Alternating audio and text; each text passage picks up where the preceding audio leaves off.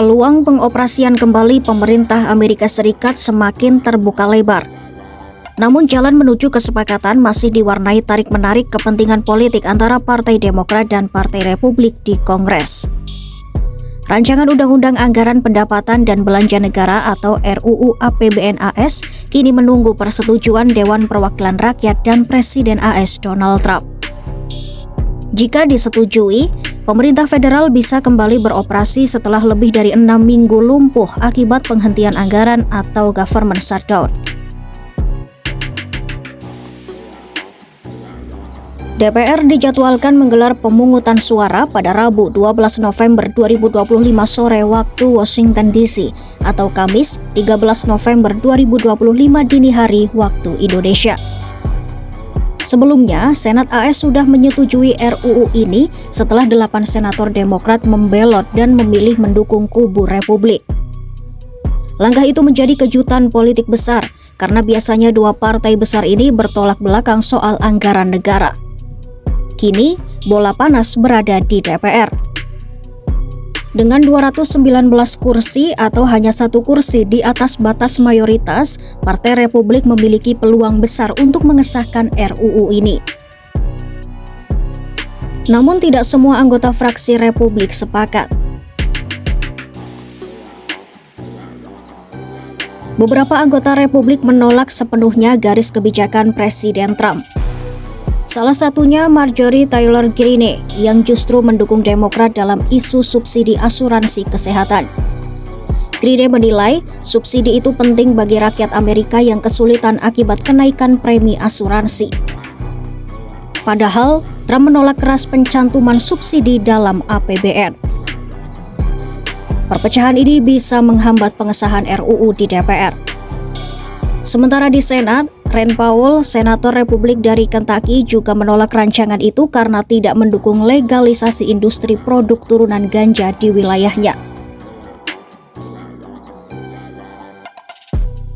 Jika RUU APBN lolos, Presiden Trump akan segera menandatanganinya dan pemerintah federal AS bisa beroperasi lagi.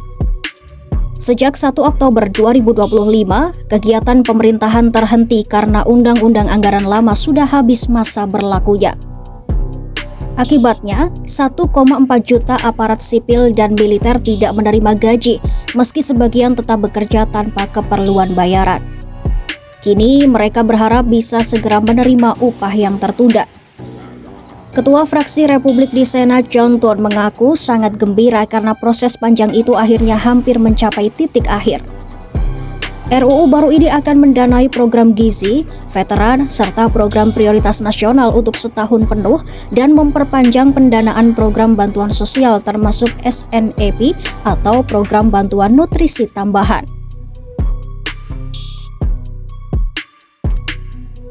Meski begitu, penentangan dari kubu Demokrat masih kuat. Anggota DPR Demokrat dari Texas, Greg Casar, menyebut kesepakatan ini sebagai bentuk penyerahan diri kepada Partai Republik. Menurutnya, RUU tersebut tidak cukup melindungi jutaan rakyat Amerika yang bergantung pada subsidi asuransi kesehatan. Sementara itu, Ketua DPR Mike Johnson dari Partai Republik mengatakan bahwa mimpi buruk nasional yang telah berlangsung lama tampaknya akan segera berakhir. Ia pun mengungkapkan rasa syukur karena sebagian anggota Demokrat akhirnya bersedia bekerja sama dengan Partai Republik, Presiden Trump, dan jutaan rakyat Amerika yang telah berjuang selama berminggu-minggu. Namun, kesepakatan di Senat belum final. Para senator Demokrat yang membelot berjanji akan membahas ulang isu subsidi kesehatan pada Desember mendatang. Dari pihak Demokrat juga muncul perpecahan internal. 8 senator yang membelot semuanya berhaluan tengah dan berusia di atas 65 tahun, serta tidak akan mencalonkan diri lagi dalam pemilihan 2026. Langkah mereka dianggap mengkhianati solidaritas partai. Ketua fraksi Demokrat di Senat Chuck Schumer bahkan ikut memberikan suara tidak atas RUU Anggaran Republik.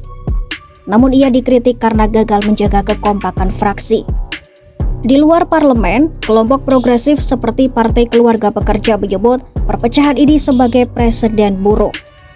Menurut mereka, Partai Republik kini tahu bahwa tekanan politik bisa memecah Demokrat dari dalam. Apakah Partai Republik berhasil menyatukan barisan dan meloloskan RUU APBN?